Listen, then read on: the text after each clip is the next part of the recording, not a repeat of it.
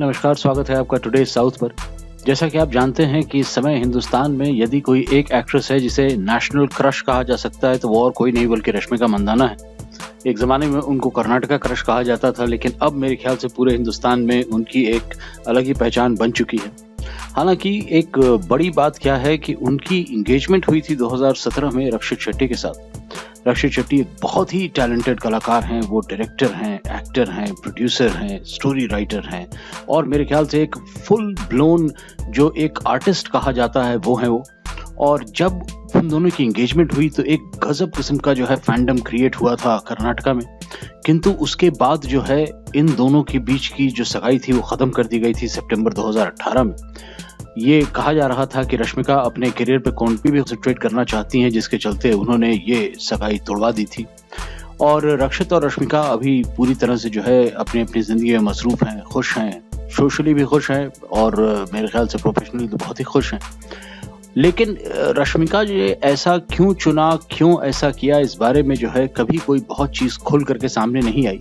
लेकिन इस बारे में रक्षित का एक स्टेटमेंट बहुत ही ज़्यादा रिवीलिंग था। उन्होंने कहा था कि she dreams big, I know her past and therefore also know where those dreams come from, I wish Shanta makes her dreams come true. उन्होंने कहा कि वो बहुत बड़े सपने देखती हैं और उनका इतिहास मैं जानता हूँ, इसलिए मैं जानता हूँ कि वो सपने क्यों और कहाँ से आ रहे हैं।